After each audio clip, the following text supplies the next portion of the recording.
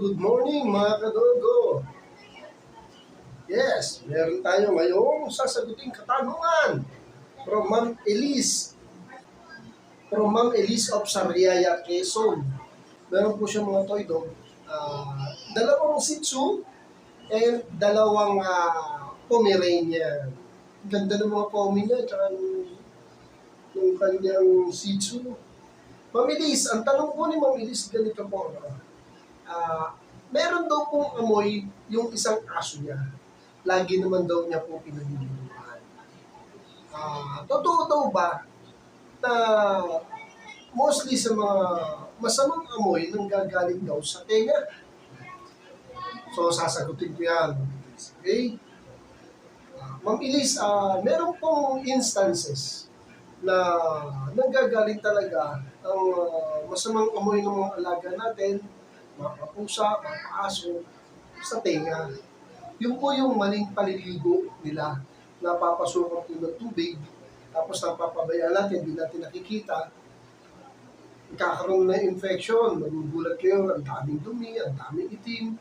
Sa pusa naman, nagiging ko siya ng ear mites.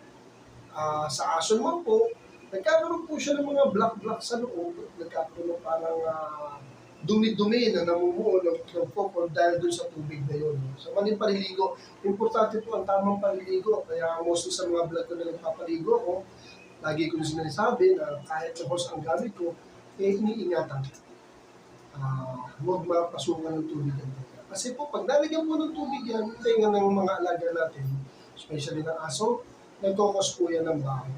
Pag may-infection na po, nagkakaroon po ng cause ng baho. Pero ito po, isa lang po yan sa cause ng pamabaho ng mga alaga natin. Ang topic na po natin is yung tenga. Kung yun daw ba ay isang reason why bumabaho.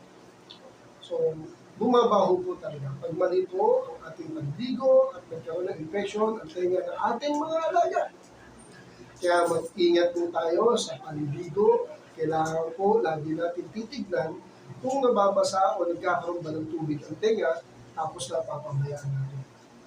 Ang pinaka-solution po dyan, bumili po tayo ng solution, yung ear cleaner, liquid lang po yun, mura lang po yun sa Shopee o sa Lazada.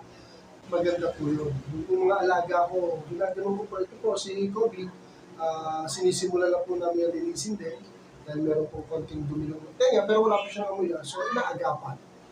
Palinis po yun ng tenga, so malaking tulong po yun kasi po antibacterial yun. So Ben, iwasan ang pamumuo ng bakterya. Wala na ng ano niya, ng kanyang yung mata niya. Okay. Yun po, Melissa. I hope meron kayong natutunan ng konti sa ating simple vlogs for today. Reminder lang po, ingat po sa panliligo ng ating mga alaga. Lagi po natin isipin, huwag mapapasukan ng tubig ang tenga. Yun lang po ang solusyon para makaiwas po sa infection, sa infection. Okay, Ma'am Elise, sana nasolusyonan at nasagot ko na maayos sa inyong katanungan. Sa mga gusto kong magtanong, feel free po. Mag-message lang po kayo, mag-email, mag-message po sa Facebook, wala pong problema. Itatake lang po natin dito sa ating lahat. Have a nice day po, and magandang umaga po sa ating lahat. Solid po tayo ng lahat. Thank you for watching.